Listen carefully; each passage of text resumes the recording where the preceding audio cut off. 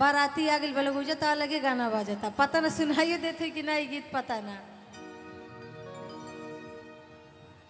देखी जब यह बारात शंकर जी लेके गए हन गौरा जी के यहाँ तो उजा कहात रहे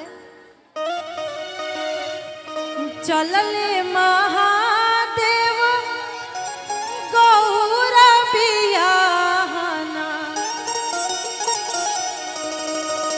चलले महादेव गौरा बियाहना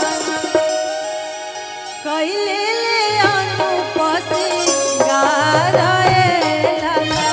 कैले ले अनुप सिंगार चलले महादेव गौरा बियाहना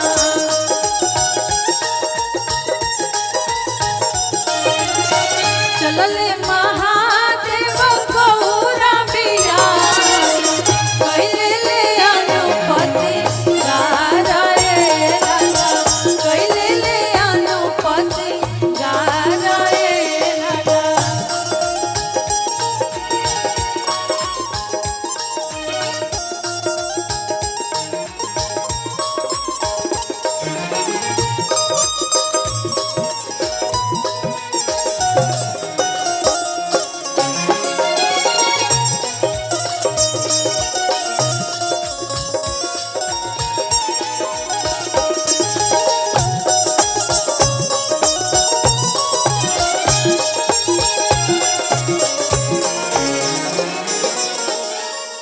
जब बारात लेके जाले तब का वाला और जब शंकर जी माड़ो में जाकर रूस जाता रहे तब का कहा था माड़ो में रूसल पड़े गौरा के दुल्हा हो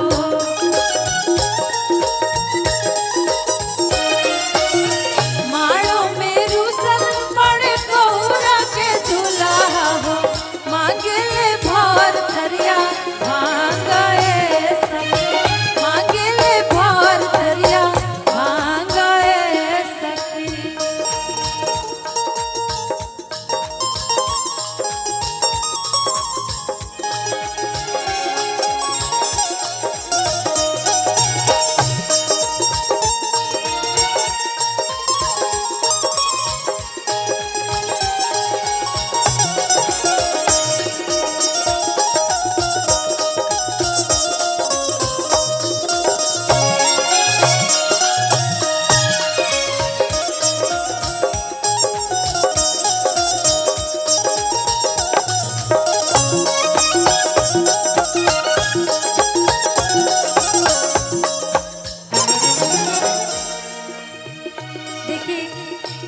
जब ये बात गौरा जी के माता जी सुना तरी तो कहा तरी कि हम कहाँ से इनका के भांग के आ गाजा के व्यवस्था कराई हमरा किया तो केहू नशेड़ी गजेड़ी नहीं थे तब कहा तरी ना केहू भांग खवैया ना केहू नशेड़ी हो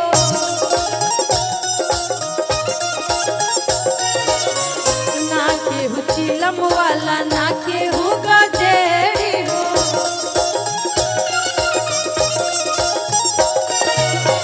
से कहता रे अपन सखी लोग से कहता रे ना केहू भांग खवैया ना केहू नशेड़ी हो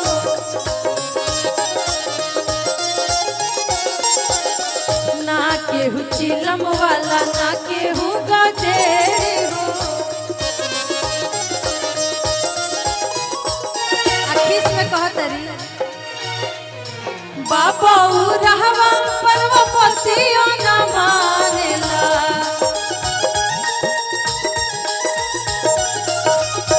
बाबा रहवा पर्वपतियो न मानेला बतिया बोला तो उठपटांग बतिया बोला तो उठपटांग सखी बतिया बोला तो उठपटांग बतिया बोला तो उठपटांग सखी बतिया बोला बतिया बोला तो उठपटांग बतिया बोला तो उठपटांग सखी बतिया बोला तो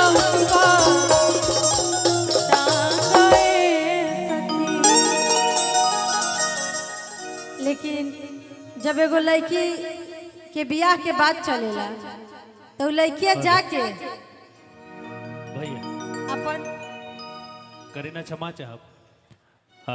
अभी शादी विवाह के माहौल में बानी जा हमनी के, लेकिन अभी वरमाला होखे में जोना के हमनी के जयमाल कहने वो में भी अभी थोड़ा सा टाइम बा। तब तक हमने के एगो दूगो लोकगीत सुना दिया जरूर सबके। विवाह के गीत पारंपरिक गीत जोन बा अभी तमाम रस्म बाकी पर सुनावल जाए। तब तक बड़ा सुंदर करीना पांडे के आवाज में बाली बलिया से चाहिए हमारे राजा जी, और एक और बहुत सुंदर गीत छने छने बदले तोहरो मिजाज रजबू उड़न बाज रजऊ। हालांकि वो गाना पर कुछ लोग के अपन अपन मानसिकता, अब अपना घरे राशन नहीं के तो दूसरा घर से मांग के खाए में ठीक लगेला, लेकिन जाके घरे डरामे में से चोरी कर ठीक ना लगे। बाकी वो लोग तो बड़े कलाकार है, नाम नहीं के धरे ना भाई। अगर लागत है कि बड़का पद बा, बड़ CMS बा, बड़ चैनल बा, तू लोग तो जानते बड़े यूट्यूब वाला भाई CMS के कितना मारा मारी बा। लेकिन हमरा लागेला कि जे अगर छत पर बाटे तो जे बीच के फ्लोर पर होके ना, जे शुरुआती फ्लोर पर होके तो वो आदमी के ऊपर संगे खींच ले, लेकिन ओकरा के परेशान ना करे। गलत गलत होकेला आ गलत के कह देवे के चाहिए, डेरा मत। गलत तो जनता जे सुन ना। रहल बा, गलत जौन बा तो गलते रही। गार्जियन अगर हम गलत होखम तो अपना गार्जियन लगे हम कहे में लजाई, लेकिन अपना दोस्त यार में जरूर कह देब कि भाई हम अपना जीवन में गलती के लिए बनी, तो तो दोस्त गलती यार- शिल्पी राज के लिए बनी। दोस्त अरे बाबा नहीं नहीं हमारा ना डर लगेला, ऐसा नहीं जौन बोलना। गलती बड़ुए तो गलती बा। ऐसा गोलू नहीं राजा के गाना पवन सिंह का दिलन तो कोनो आज तक ना थी भइल, तो करीना पांडे के गाना शिल्पी राज का दिली तो कौन बहुत बड़का वो तूफान मच गई। लेकिन हाँ, एगो छोटा कलाकार के बड़ा कलाकार जब गावेला तो आज शोभा ना देवेला। बड़का ना, कलाकार शोभा- लोग के छोटका कलाकार कॉपी शोभा करला देला तो बाबा, अच्छा लगेला। बाबा शोभा देला कब, जब हम कहा के कह देने की गाओ बबुआ तुहार गीत है गावत है। और अब दूल्हे राजा की एंट्री हो रही है। अच्छा हाँ। जैसे कि आप लोग पैसेज में देख रहे हैं, हम लोग थोड़े से क्या है ना कि अभी पहले का दौर था कि जब दूल्हे राजा दरवाजे पर आते थे तो उनको साला जो है वो उठाकर सीधे मंच तक लाते थे। लेकिन आज हम सब देखने वाले हैं ये जो एंट्री होने वाली है दूल्हे राजा की, बहुत ही ग्रैंड